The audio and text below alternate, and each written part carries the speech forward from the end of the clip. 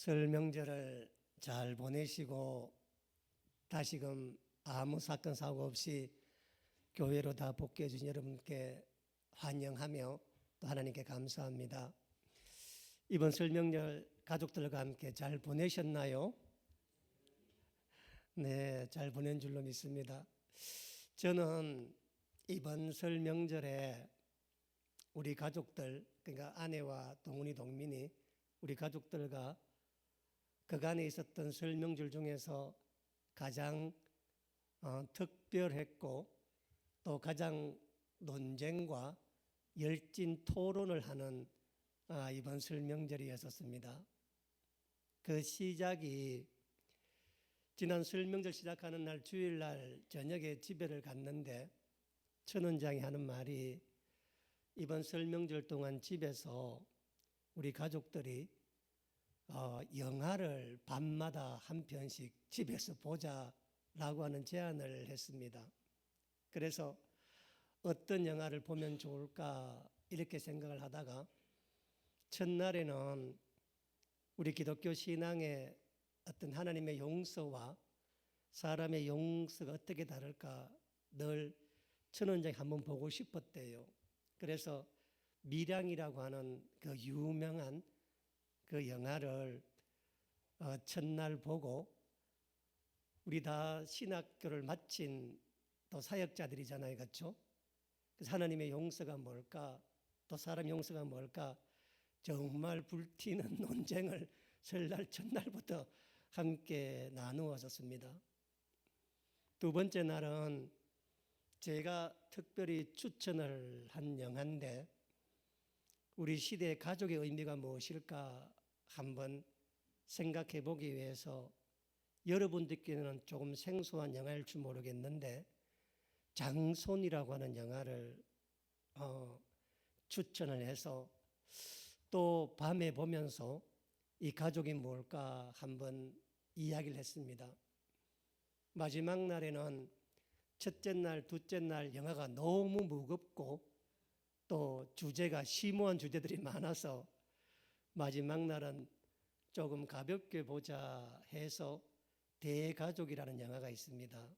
혹시 안 보신 분들이 있다면 이 세 영화 집에서 전부 다 이 영화 방송에도 자주 해주는 거고 하는 거니까 꼭 한번 찾아서 한번 봤으면 좋겠다 생각됩니다. 그래서 이 영화 세 개를 보고 계속 모일 때마다 이번 명절 때는 영화를 받는 이 내용들에 대해서 각자의 입장이 어떻게 되는가, 그래서 참 많은 이야기를 나누며 보냈던 이번 명절이었습니다.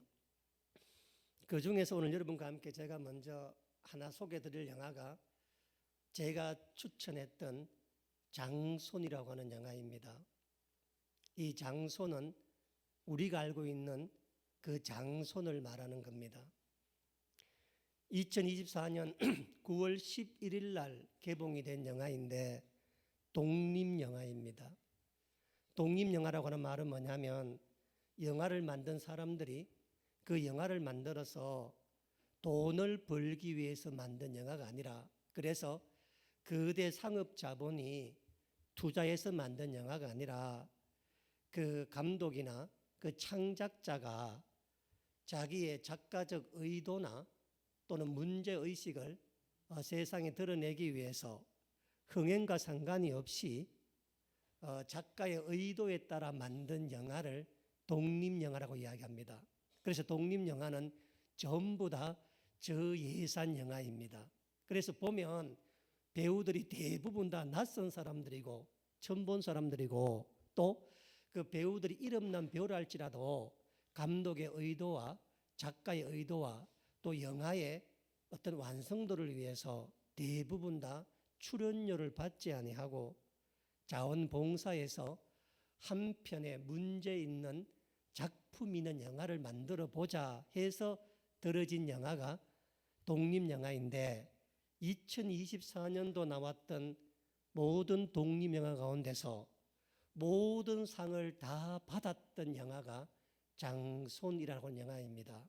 그래서 2024년 우리나라를 대표하는 영화로도 장손이 꼽힐 정도로 평론가가 또는 관객들에게 그 작품성이, 그 연기력이, 또 그 주제가 사람들에게 깊이 영감을 주었습니다. 그런데 상업 영화가 아니다 보니까 2024년 9월 11일 날 개봉을 했는데 개봉할 극장을 잡지 못해서 전국의 30개 스크린에서만 이 영화가 상영이 되었습니다. 그러면 전체 우리나라 스크린 수가 몇 개냐? 3,296개입니다. 그러니까 독립영화가 어떤지 알겠죠? 그렇죠? 전체 스크린이 3,296개가 있는데 30개를 잡아서 했으니까 보고 싶어도 볼 수 있는 영화가 아니었었습니다. 그래서 저도 처음에 이 영화가 개봉될 당시 때 워낙 평론가들과 신문에서 너무도 극찬을 해서 이 영화를 보려고 사방으로 다녔는데 우리 지역 주변에서 하는 영화관이 한 군데도 없었습니다. 왜냐하면 돈이 안 되기 때문에 그런 겁니다. 그래서 보지를 못했습니다. 그래서 이 영화가 개봉되고 난 다음에 입소문이 나서 연기가 좋더라, 내용이 좋더라, 영화가 잘 만들었더라. 그래서 영화관이 최고로 많이 개봉되었을 때가 60개였었습니다. 그래서 50일간 개봉되는 동안에 전체 누적 관객 수가 34,000명을 봤습니다. 상업 영화에 비하면 말도 안 되는 숫자죠, 그렇죠? 우리가 봤던 신의 악단도 100만 훨씬 넘었는데 34,000이 봤으니까 이게 무슨 반영화냐 싶지만 독립영화로는 기록을 세운 영화랍니다. 그렇게 이 영화의 작품성이 대단한 영화인데 이 영화는 특히 제가 관심을 끌었던 게 뭐냐면 이 영화의 배경이 경북 구미입니다. 구미에서 실제로는 존재하진 않는데 그 영화가 70년 동안 3대째 가업을 이어왔던 구미 김씨의 3대 장손들에 관한 이야기입니다. 그러니까 실제로 구미 김씨는 없어요. 구미 김씨라는 김씨는 없는데 그 영화에서 구미 김씨라고 하는 이 3대째 장손에 관한 영화입니다. 그런데 여러분, 장손과 장자는 다른 말입니다. 종손과 장손은 같은 말이지만 장자는 다른 말인 줄 여러분 아십니까? 장자라고 하는 것은 한 집안에 있는 모든 맞이를 다 장자라고 부르지만 우리가 살아가면서 맞이나 장자는 다 쓰지만 장손, 종손 말 잘 씁니까 우리가? 잘 안 쓰죠, 그렇죠? 장손이나 종손은 일반적으로 쓰는 말이 아니라 유교에서 쓰는 특별한 단어입니다. 무슨 말이냐면 이 장손과 종손이라는 것은 유교에서 제사를 집행할 수 있는 사람을 말하는 단어입니다. 여러분, 유교도 종교예요. 왜냐하면 유교도 신앙의 제사를 드리는 신앙의 대상이 있잖아요, 그렇죠? 조상이든 뭐든 간에 있고 그 신앙의 대상이 있고 그 신앙의 대상에 드리는 제의를 드리는 곳이 구별되어 있습니다. 사당이 있잖아요, 그렇죠? 일반 집에는 사당이 없더라도 제사를 드리는 날 그 장소를 구별합니다. 그리고 마지막으로 그 제사 종교 제의를 주관하는 사람이 있잖아요, 그렇죠? 우리 교회로 말하면 목사 같은 사람이 있는데 유교에서는 그 제의를 주관하는 사람을 장손 또는 종손이라고 부릅니다. 그러니까 장손과 종손은 우리 식으로 말하면 유교의 사제를 의미하는 단어입니다. 그러니까 맞이랑은 다른 개념이에요. 그래서 종손은, 장손은 무슨 그 집의 손자를 말하는 뜻이 아니라 그 집에서 제사 제의를 주관할 수 있는 권한을 가지고 있는 유교의 제사장을 종손, 장손이라 그러는데 종손은 한 가문의 제사를 주관하는 사람을 제사장을 말하는 것이고 장손은 한 가문 속에 있는 각각 집안에 있는 그 제사를 주관하는 사람을 장손이라 그래요. 우리 식으로 말하면 종손은 우리 교단 총회장을 말하는 것이고 장손은 저처럼 개별 교회의 목사를 말하는 겁니다. 그래서 장자와 장손은 달라요.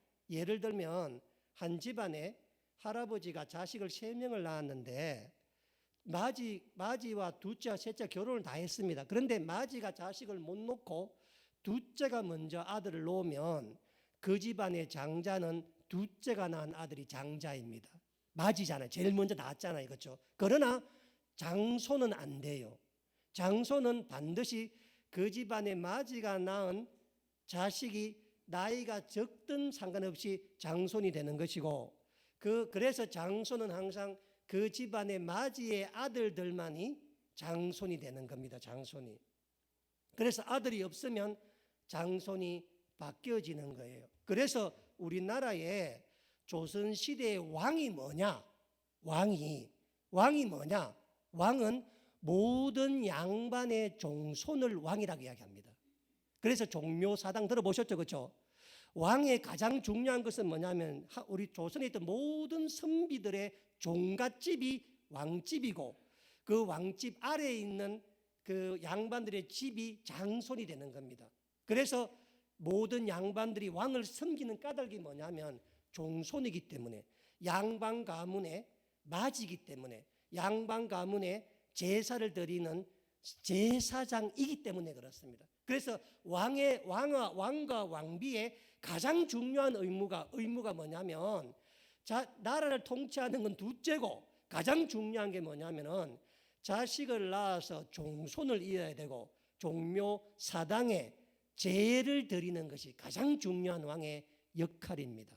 그래서 종손이나 장손의 가장 중요한 역할은 뭐냐면 제사, 유교의 사제가 되는 겁니다. 그래서 종손과 장손은 다른 개념이고, 여기 영화 제목이 장손이라고 하는 것은 뭐냐면 바로 이것이 유교식 제사를 드리는 그 집의 장손을 의미한다, 이렇게 생각하시면 됩니다. 그래서 이 영화가 장손인데, 이 영화에는 3명의 장손이 등장을 해요. 6.25 전쟁 때 전쟁통에 부모와 모든 형제를 잃고 홀로 두부 공장을 창업해서 시작했던 1대 장손 할아버지가 나옵니다. 할아버지는 치매가 있어요.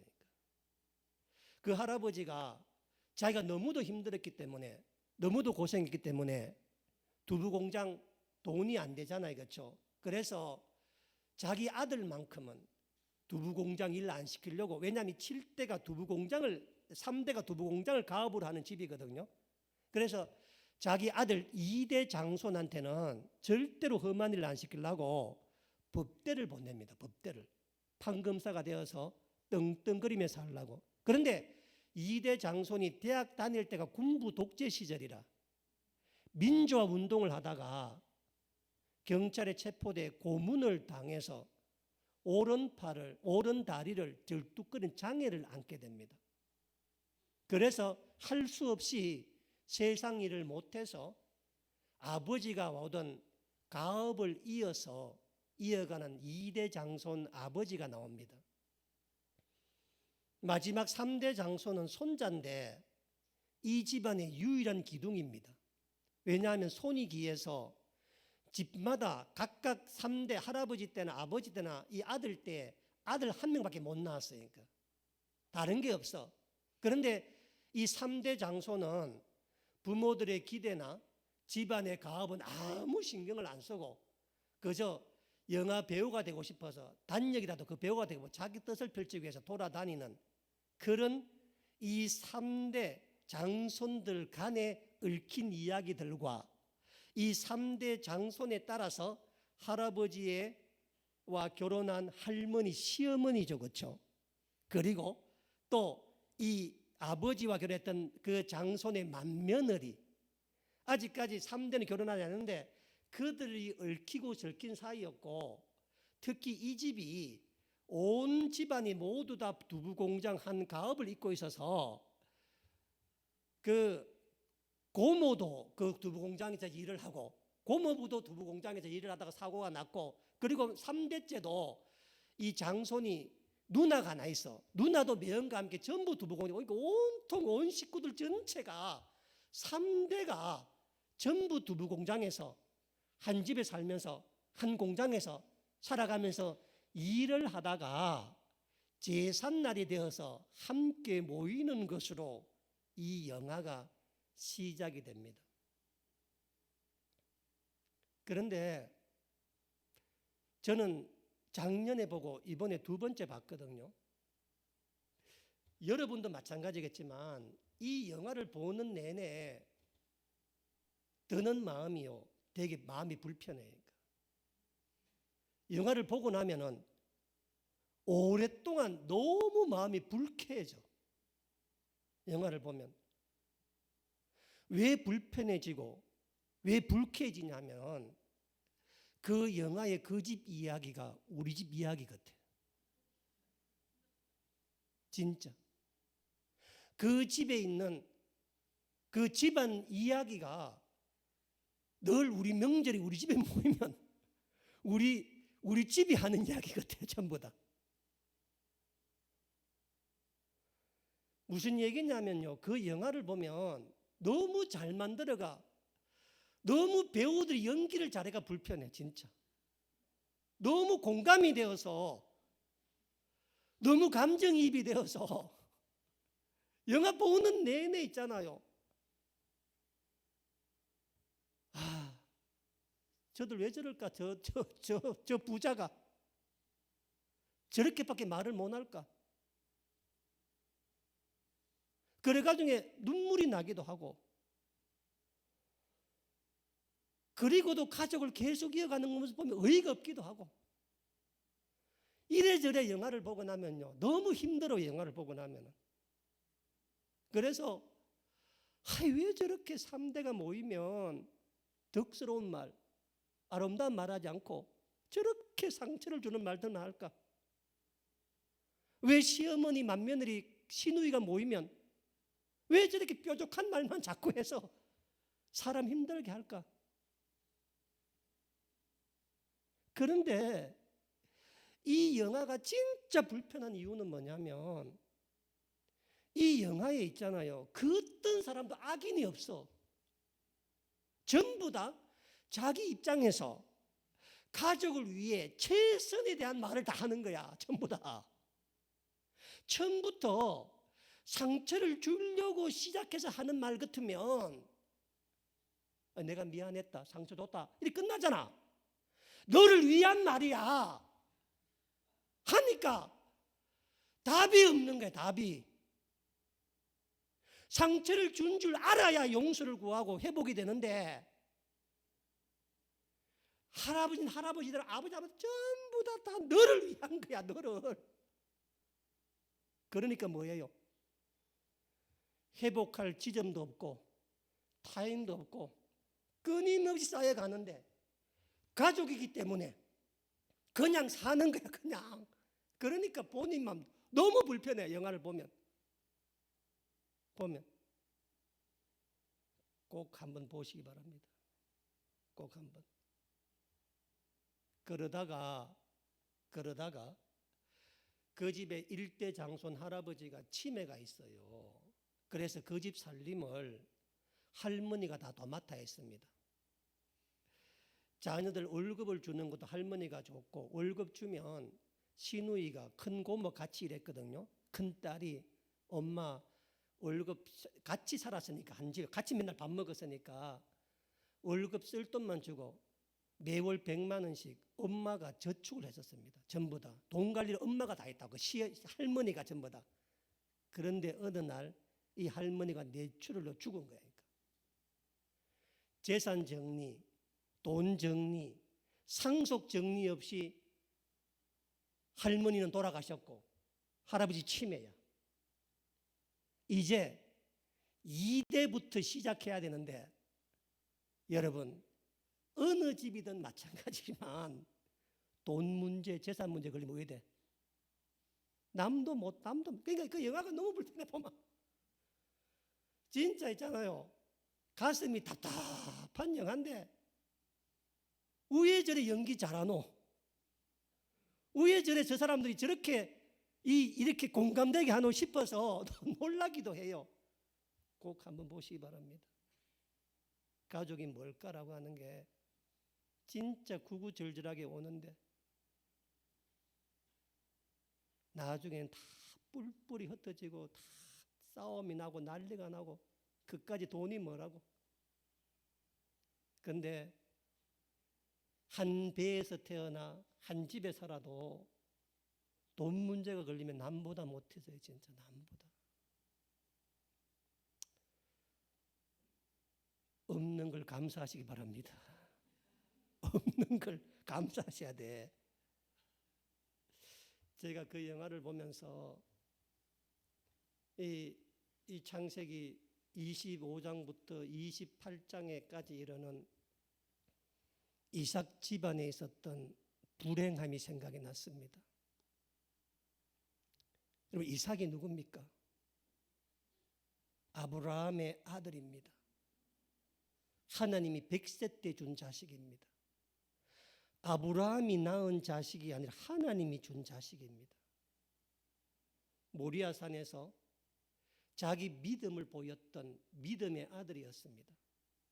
그런데 신구약 성경 전체에서 가장 개판오분전인 집이 바로 이삭의 집이었습니다. 그런데 여러분 잘 알잖아요. 에서와 야곱이 싸우잖아요. 그렇죠? 쌍둥이 형제가. 그런데 그 믿음의 가문이었던 아브라함 집에, 이삭의 집에 이렇게 차마 입에 담지 못할 부부끼리 원수가 되고 부모와 자식이 원수가 되고 형제가 원수가 되어서 집이 풍비박산이 나는데, 이삭의 집에 풍비박산이 나는데 놀랍게도 그 원인이 하나님께 있다는 겁니다. 오늘 매우 심각하게 설교를 생각하셔야 되니까 신구약 성경에서 가장 세상만도 못한 이전투가 일어났던 가장 믿음 좋은 가문 이삭의 집에서 이런 일이 일어난 이유가 이삭 때문도 아니요, 리브가 때문도 아니요, 에서 때문도 아니요, 야곱 때문도 아닙니다. 전부 다 창세기 25장을 한번 펴보세요. 창세기 25장에 보면은 21절 말씀, 35페이지 다 한 펴보세요. 21절 말씀에 보면은 이삭이 그의 아내가 임신하지 못하므로 그를 위하여 여호와께 줄짓에 뭐 했다고? 간구했다. 여러분, 성경에 나오는 이삭의 생애에서 이삭이 유일하게 기도했던 한 장면이 이 장면입니다. 이삭이 기도했다는 것은 명시적으로 여기 한 구절 뿐이에요. 자, 간구함에 여호와께서 뭐 했다고? 그 간구를 뭐 했다고요? 자, 저를 한번 보세요. 이삭은 평생에 기도 한 번 안 했습니다. 했겠죠. 그런데 말로 그만큼 하나님께서 그의 인생 순탄하게 한 거야. 그런데 결혼 후 20년이 지났는데 아기를 못 가진 거야. 그러니까. 그래서 이삭은 처음 하나님께 기도합니다. 자식 달라고. 그리고 하나님께서 그 기도를 들으시고 자식을 줬어요. 자, 100점 만점에 몇 점이에요? 100점이죠. 그렇죠? 없는 거 기도했더니 하나님께 기도에 응답하셨으면 이 태어난 에서와 야곱이 기도의 자식이잖아요. 그렇죠? 이들이 태어남에 있어서 이스마엘처럼 흠이 있어요, 없어요? 흠이 없어요. 흠이. 그러니까 에서와 야곱은 이삭이 진짜 하나님께 기도했고 하나님이 이삭의 기도에 응답하셔서 준 자식이니까 에서와 야곱은 그 시작부터 다른 자식과는 비교도 안 될 만큼 믿음의 아들이 믿음의 기도를 통해서 낳던 아브라함의 3대 손들입니다. 전부 다. 절차상, 내용상 어떤 것도 흠이 없이 성경적으로 말하면 100점 만점에 100점으로 태어난 아들이 누구였다고? 에서와 야곱이었습니다.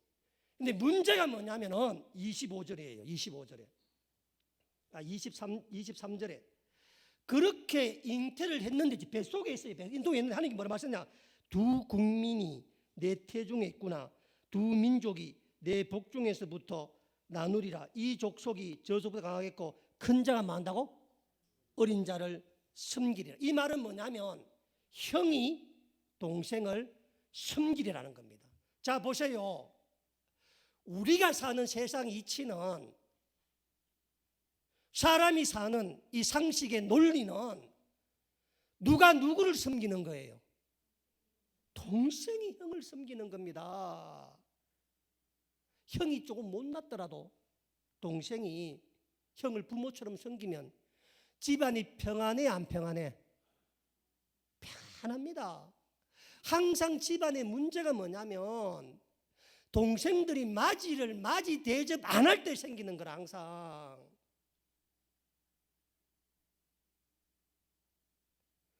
그런데 지금 하나님께서 뭐라고 말씀하지? 하나님께서 기도했더니 자식을 줬다고 그러면 아이고 잘됐다. 그러면 큰아들이 맞이가 되고 동생 형 섬기라 하면 이 이삭 집에 문제 있어 없어? 아무 문제가 없어. 그러면 세상 순리대로 사람 사는 이치대로 그냥 자연스럽게 그냥 흘러가면은 믿음이 더 돈독해지잖아요. 그렇죠?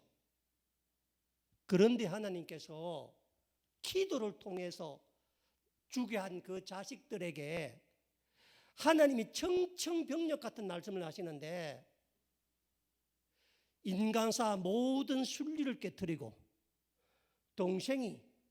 형이 동생을 섬기게 될 거라고 말을 했으니 이 말이 축복이에요, 근심이에요? 근심입니다. 물론 예외는 있습니다.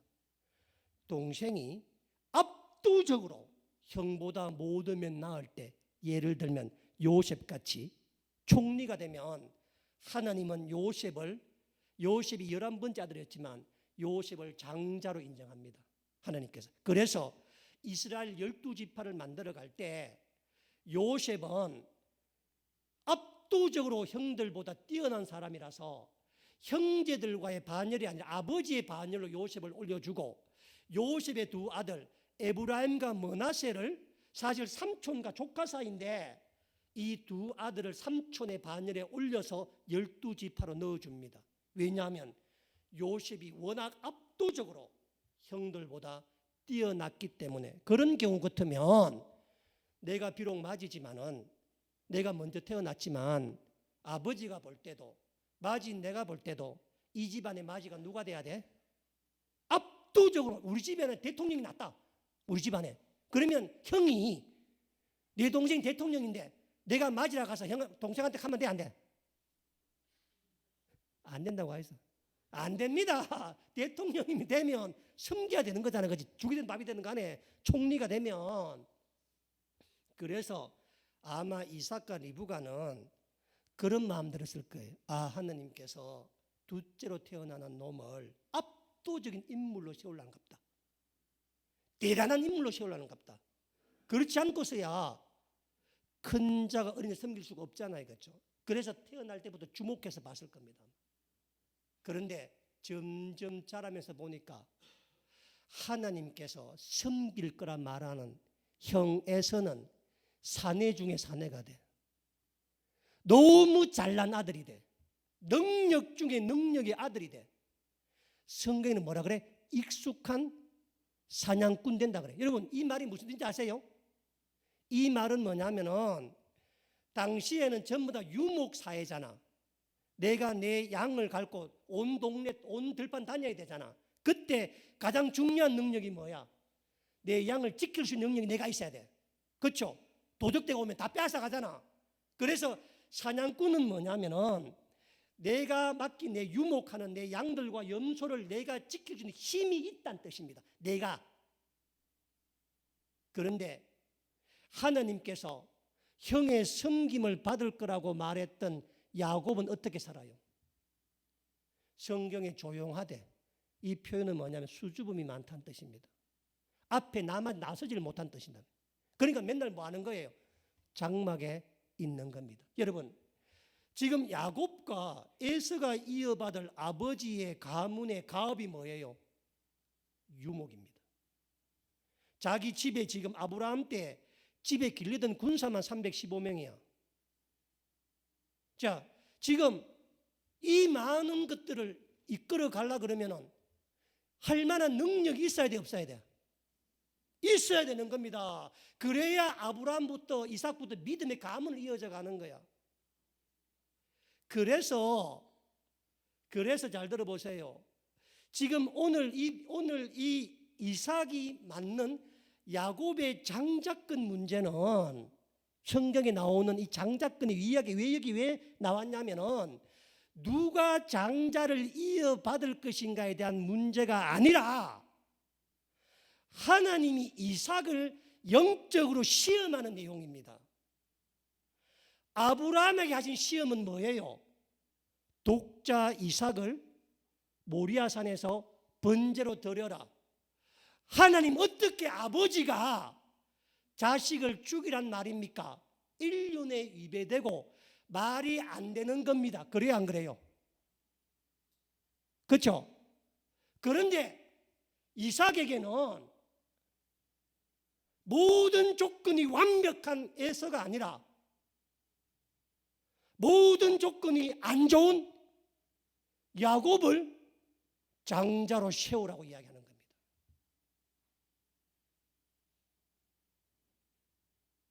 한번 생각해 보세요. 이게 얼마나 큰 어려운 시험인가.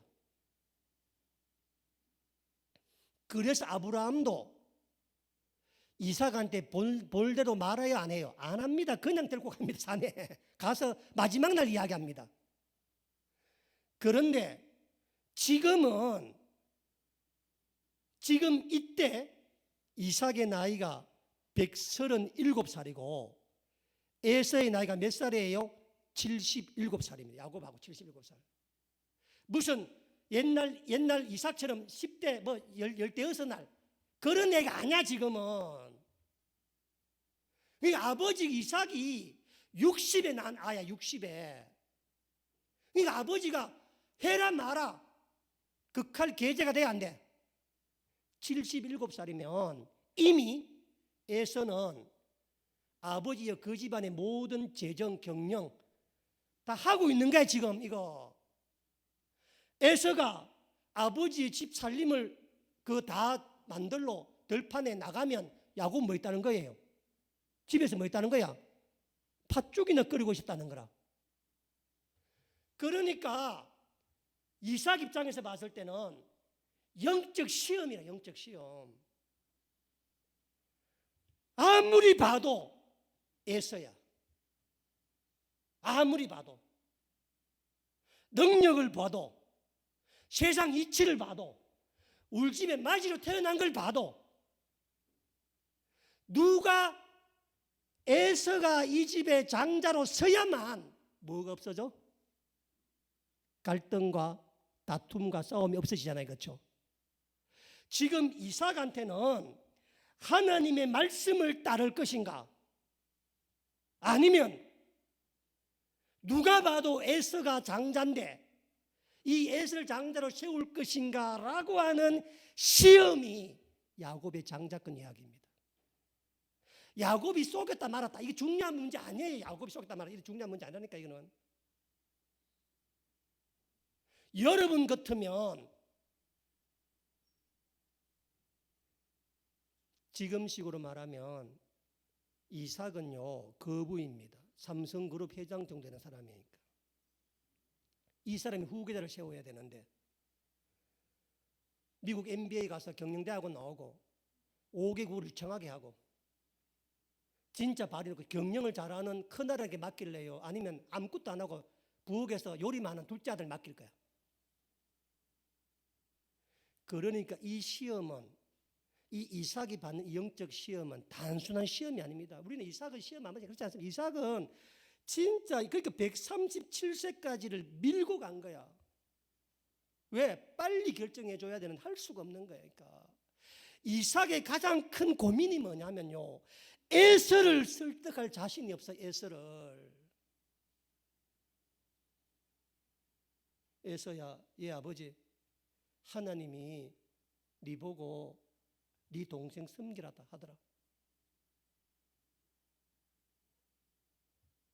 아버지, 하나님 말씀은 알겠는데 아버지 말대로 이 살림 우회됩니까? 아버지 잘 알잖아요. 제가 뭐 하겠습니까? 제 야곱이 팥죽이나 끓이고 평생 장박이만 살았는데 수줍어 남한테 나가지도 못하는데 이 많은 살림, 이 많은 큰 재산, 이거 아버지 어쩌려고 이야기. 나도 하나님 말씀 따르고 싶습니다, 아버지. 그런데 제게 맡기면 우리 살림 하루아침에 거들날 겁니다, 아버지. 내가 죽는 게 문제가 아니고 아브라함, 이삭, 이 유업이 다 무너질 겁니다, 아버지. 내야 어디 가서 밥벌이 할 수 있지 않습니까? 그래서 보세요. 27장에 가보면은 아브라함이 있잖아요. 이런 말을 합니다. 보자. 27장 보세요. 자, 3절 보세요. 그런즉 네 기구 내 하살통을 활을 가지고 어디 가서 가라고? 별미를 만들어 오는데 어디가 잡아오라는 거예요? 들에 가서. 잘 보세요. 에서는 자기 혼자의 힘으로 들에 가서 짐승을 잡아서 별미를 해줄 능력이 있는 사람입니다. 야곱 어떻게 해요? 야곱은 능력이 한 개도 없어서 자기 어머니가 집에 기르던 양을 잡아와. 그러니까 에서와 야곱은 게임이 돼, 안 돼? 안 된다고 해서. 그러니까 에서가 말하는 게, 아버지 내가 무슨 말인지 알겠는데 하나님 말씀이 따라야 되는데 이건 아닌 것 같습니다. 하나님, 이거 아버지 우리의 문제입니다. 전부 다.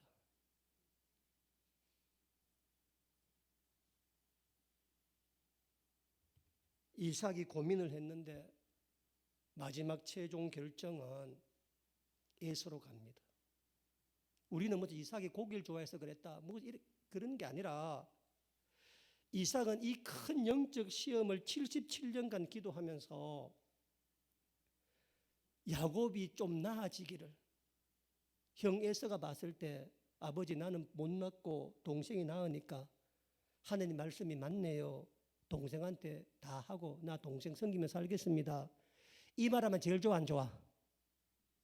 그러면 집에 싸움이 있어, 없어?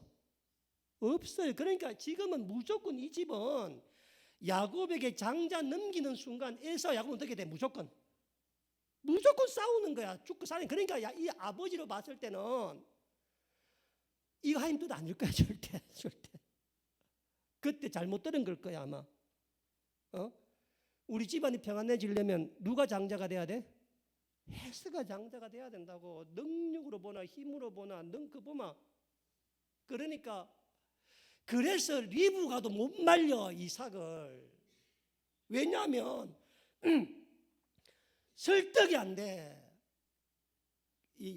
여러분, 이삭이 에서 장자가 넘길 때 리브에게 말 안 했을 끝에요. 여보, 내가 아무리 생각했는데 안 되겠다. 내가 에서에게 넘겨야 되겠다. 무슨 말이요? 하나님께서 야곱 말하지 않아서 당신도 생각해봐라. 이 둘을 누가 써야 이 집이 살겠나? 누가 써야 이 집에 평화가 있겠나? 만약 저 어린 거 연약한 거 세워놓으면 그 형 에서가 죽일 거다, 동생을. 잘 알지 않느냐? 그러니까 이 말에 반박할 수 있어, 반박할 수 없어? 반박이 안 되는 거야. 리브가 말릴 수가 없는 거니까. 그러니까 여러분, 하나님이 하신 말씀은 하나님께서 하나님 방법대로 이루어 갈 때까지 기다리는 게 믿음이야. 믿음은 딴 게 아니라 하나님께서 무슨 말씀을 하셨으면 그 말씀은 하나님께서 말씀하신 대로 이루어 가도록 가만히 놔두는 게 뭐예요? 믿음과 순종이라. 예를 들면 하나님께서 에서가 야곱이라 그러면은 이삭은 죽을 때까지 기다리면 돼. 지가 안 하고. 왜? 하나님 말씀하셨으니까. 그런데 어떻게 생각해요? 인간지방 동원합니다. 자, 그러면 그 말씀을 입어가도 기다려야 돼, 안 기다려야 돼? 기다려야 되는데 이삭이 인간적 방법 쓰니까 자기도 인간적 방법 쓰는 거예요. 안 기다리고. 그 결과가 뭐예요? 풍비박산 집안에 다 나는 겁니다. 자, 그러면 오늘 중요한 신학적 질문. 그러면 왜 하나님은 도대체 무엇 때문에 맞이가 아니고 막내를 선택했는가 하는 겁니다. 도대체 무슨 기준으로 어머니 뱃속에 있었는데 아버지가 기도해서 응답받아서 잉태된 자식인데 하나님께서 무슨 기준으로 에서는 아니고 야곱을 택했는가? 이 곤란한 질문에 오늘 본문 로마서 9장에 사도 바울이 명쾌하게 답을 하고 있는데 다음 찾아보세요. 251쪽의 신약성서 251페이지 로마서 9장 10절부터 10절에 한번 보세요. 그뿐 아니라 또한 리브가가 우리 조상 한 사람으로 말미암아 임신하였는데 그 자식들이, 잘 들어보세요. 그 자식들이 아직 나지도 아니하고 무슨 선이나 악을 행하지 아니한 때에 택하심을 따라 되는 하나님의 뜻이, 자, 하나님의 뜻이 행위로 말미암지 않고 오직 부르시는 이로 말미암아 서게 하려 하사 리브가에게 이르시되 큰 자가 어린 자를 섬기려 하셨으니 기록된 바 내가 야곱은 사랑하고 에서는 미워하였다 하심과 같으니 그런즉 우리가 무슨 말을 하리요? 하나님께서 불의가 있느냐? 그럴 수 없느니라. 모세에게 이르시되 내가 긍휼히 여길 자를 긍휼히 여기고 불쌍히 여길 자를 불쌍히 여기리라 하셨으니 그런즉 원하는 자로 말미암음도 아니요 다른 박질하는 자로 말미암음도 아니요 오직 긍휼히 여기시는 하나님으로 말미암으니라. 아멘. 이해되시죠? 그렇죠? 왜 에서가 아니고 야곱이었느냐? 둘 다 기도해서 난 자식이고 부모가 사랑한 자식인데 왜 그랬느냐? 라고 물었더니 우리 주님 답이 뭐냐면은 주님의 기준은 선도 아니요 악도 아니요 행함도 아니요 원함도 아니요 자신의 노력으로 추구하는 다른 박질도 아니요 오직 뭐래요? 긍휼이다. 할렐루야. 이 말은 긍휼이라고 하는 말은 사랑과 은혜와 같은 말입니다. 긍휼이다. 자, 이 사도 바울의 말과 이 에서와 야곱의 이야기 속에 담겨 있는 하나님의 세상의 통치 방식과 하나님의 우리를 향한 복음의 핵심과 진수가 무엇인지를 한번 보시기 바랍니다. 이 로마서 9장의 이 말씀은 하나님의 복음이 무엇인지를 이것만큼 명확하게 잘 드러낸 말이 없어요. 그러니까 선도 아니요, 행함도 아니요, 악도 아니요, 원함도 아니요, 다른 박질도 아니요. 오직 뭐래요? 긍휼. 여러분이 하나님의 자녀가 되고 구원받았던 이유가 여러분이 행함도 아니요, 선도 아니요. 그걸 지금 말하는 거예요, 지금. 자, 보세요. 이게 세상과 얼마나 다르냐 하면은, 기준이 얼마나 다르냐 하면은, 세상에서 누군가에게 사랑을 받으려면 어떻게 해야 돼요? 사랑받을 만한 짓을 해야 돼요? 안 해야 돼요? 해야 되는 겁니다. 맨날 내 앞에서 미운 짓만 하는데 사랑해, 사랑하네? 안 하죠, 그렇죠? 그런데 이 세상에서 말하는 사랑, 사랑받을 만할 사랑받고 싶거든 사랑받을 만한 행동을 하라라고 하는 이 말은 사랑이라고 하는 말이 논리적으로 잘못된 말입니다. 왜냐하면 사랑과 긍휼과 자비라는 말 속에는 사랑받을 만한 사람을 사랑할 때는 사랑이나 자비나 긍휼을 쓰지 않습니다. 사랑받을 만한 자격이 없는데 내가 사랑을 받을 때 그때 쓰는 단어가 긍휼이고 사랑입니다. 그래서 내 자신 스스로 사랑받을 만한 자격이 있다고 믿는 사람이 받는 사랑은 따라합시다. 사랑이 아니고 칭찬이요 상급이다. 아시겠어요? 내가 보세요. 에서에게 장자권을 주면 에서는 그 장자권을 뭐로 이해해요? 당연히 내가 받을 것을 받고 내가 잘하니까 받는 것이고 내가 잘나니까 받는 것이지 내가 못났으면 좋겠나? 그래서 에서가 받았던 그 장자 하나님께서 에서에게 아무리 장자권을 베풀어도 에서에게 아무리 큰 축복을 베풀어도 에서가 느끼는 것은 뭐냐면은 상급이요 칭찬이요 자랑이지 따라합시다. 은혜는 아니다. 잘 들어보세요.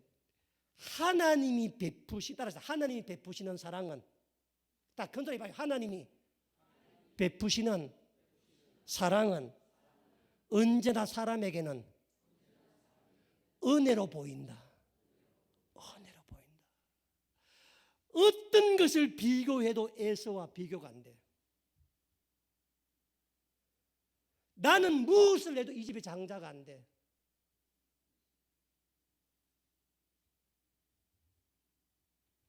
형과 비교가 안 돼. 그런데 그런 나에게 장자권을 줬다는 말은 무엇뿐이야? 은혜뿐이라. 은혜. 여러분, 세상은 힘센 사람이 능력 있는 사람이 세상을 통치해야 된다는 말 맞아요, 틀려요? 맞는 말이죠, 그렇죠? 그러나 하나님이 어떤 일을 하셨는데 그 하나님 하신 일이 여러분이 생각하고 있는 상식과 세상 이치와 그런 것과 다르게 느껴지면 예를 들면 당연히 마지가 장자가 돼야 되는 게 세상 이치인데 못난 둘째를 마지로 삼으려고 하면 여러분의 세상 순리와 이치에 부딪혀 안 부딪혀? 부딪히죠. 그때 부딪힐 때 우리 믿는 사람은 하나님이 이상하게 한다가 아니라 지금 내가 알고 있는 상식과 세상 이치가 틀렸다고 고백해야 돼. 그렇죠? 그런데 우리는 어떻게 생각해? 하나님 왜 이렇게 하실까? 왜 가정에 풍비박산 낼까? 그냥 순리로 하면 되지. 하나님 잘못하신 거야. 이렇게 생각하는 게 사단이 우리에게 줬다는 생각이라는 거니까. 왜냐하면 세상에서 존재하는 마지는 한 사람이 두 사람이에요. 한 사람뿐이야. 마지 말고 자녀는 몇 명 있어? 우리 집은 4명 있어. 우리 형 하나고 4명 있다고. 그럼 우리는 평생 어디 살아야 돼? 소망이 있어 없어? 힘센 놈이 다 가지고 가면은. 그래서 세상 위치와 논리와 상식과 사람들의 생각이 하나님이 하신 일과 다르면 하나님 왜 저렇게 하실까? 하나님 이상하다고 생각하지 마시고 내가 갖고 있는 상식이 이게 틀렸다고 거기서 출발해야 돼.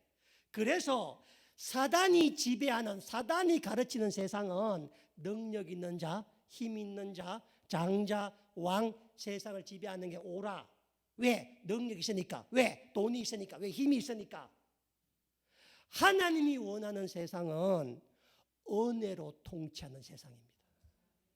은혜로 통치하는 세상. 그래서 야곱은 하나님의 세상 통치 방식이 세상 논리대로 잘난 아들, 맞이 아들, 힘세 사냥꾼 그런 걸로 이어져 간다는 세상 통념 그런 통치 방식이 아니라 야곱을 세워서 하나님의 통치 방식이 은혜로 된다고 하는 대표적인 하나님의 세상의 선언이 야곱이야. 이해되시죠? 그래서 야곱의 장자권은 하나님의 은혜권입니다. 그래서 야곱이 장자권을 획득해야 안 획득해요? 획득하잖아요, 그렇죠? 자, 그러면 보세요. 세상의 상식대로 말하면은 이 난리쳐가 중에 집안이 풍비박산 날 정도 난리쳐서 막내에게 장자를 줬으면 그 막내가 어떻게 해야 돼? 집안을 평정하고 애서를 누르고 모든 주변 사람 염려를 다 잠재우고 애서보다 더 큰 능력을 발휘해야 되잖아. 그래야 안 그래요? 그런데 하나님의 통치 방식인 장자권 은혜권 어떻게 돼요? 그렇게 난리쳐서 장자가 된 야곱이 도망가요? 도망가는 거야. 왜 장자해? 묻잖아. 우리 세상 논리대로 말하면 그렇게 장자가 되었으면 집안 재산 다 떵떵거리 편안하게 살아야 되는 거잖아. 하나님의 은혜권은 장자권은 장자가 되어도 세상 논리가 전부 하나님 논리대로. 왜냐하면 평생을 살아가면서 내가 험악한 인생을 살고 고통과 고난을 당해야만 내가 에서의 길을 걷지 않고 하나님께서 나를 구원하고 세웠다는 이 은혜를 기억할 수 있는 일인 거라. 고난이라고 하는 것은, 고통이라고 하는 것은 하나님 내게 주신 것인데 내가 하나님의 은혜를 잃을 때마다 고난을 줘서 나는 은혜로 사는 사람이다. 나는 내 힘으로 사는 사람이다. 나는 내 힘으로 별미를 만들어준 사람이 아니다. 나는 누가 도와줘야만 나는 살 수 있는 사람이다 라고 하는 하나님 믿는 백성의 자기 정체성을 드러낼 수 있는 그 길로 가는 거라. 그래서 하나님을 믿는 사람은 인생이 다 험악한 세월이야. 험악한 세월. 야곱이 130살 때 험악하다. 그때 험악하다고 하는 말은 뭐냐면요, 내가 내 인생을 내 힘대로 살지 않았단 말이라니까. 누가복음 15장에 하나님께서는 아버지를 배신하고 아버지 유산을 미리 받아서 창교와 더불어 다 말아먹은 그 둘째 자식을 안아주죠. 그렇죠? 그런데 그 모습을 큰 형이 어떻게 생각해? 형이 뭐라고 말하느냐? 누가복음 15장 23절에 그가 형입니다. 형이 노하여 들어가고자 아니하거늘 아버지가 나와서 건하되 아버지가 대답하여 이르되 내가 여러 해 동안 아버지를 섬겨 명이 없었거늘 내게는 염소 새끼도 한 마리 안 주거니와 새끼라도 주어 나와 벗으로 절게 하신 데 없더니 아버지의 살림을 창녀들과 함께 삼켜버린 이 아들들이 돌아오며 이를 위하여 살찐 송아지를 잡으셨나이다. 아버지, 내게 내 눈 똑바로 보이소. 아버지 똑바로 보고 내게 내 말 틀떡 말하이소. 나는 평생 일만 했습니다. 아버지, 나는 진짜 내 한눈 안 팔았습니다. 아버지, 어떻게 해서 저 망나니를 나보다 더 안을 수 있습니까? 라고 하는 이 큰 형의 마지의 대답은 틀린 말이 아니니까. 마지가 무슨 성격이 어긋나고 마지가 무슨 그런 사람이 아니니까. 문제가 뭐냐면은 마지는 은혜를 몰라. 자기 힘으로 살았다고. 자기 힘으로.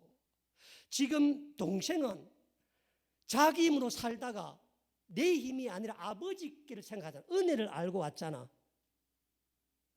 큰 애의 심성이 안 좋아 그런 게 아니라 은혜를 모르는 사람들은, 자기 힘으로 사는 사람들은 항상 하나님 없는 삶을 살아니까 내 힘으로 산다는 겁니다. 내 능력으로 산다는 겁니다. 야곱의 장자권 다툼은 누가 장자가 되는 게 아니라 하나님의 세상 통치 방식이 보편적인 인간의 논리와 상식이 아니라 오직 은혜를 경험하는 사람들, 하나님의 은혜를 아는 사람이 장자요. 그래 살다가 조금 내가 교만해지면 또 애세기를 걸을 때쯤 되면 하나님께서 고난을 줘가지고 집을 쫓아내가 20년 돌아다니게 해. 그럼 또다시 깨닫고 돌아와서 야복강에서 하나님 또 만나 은혜로 서고 그래서 내가 좀 교만해지면 딸 디나가 강간당하고 다시 돌이켜 하나님 앞에 나오게 하고.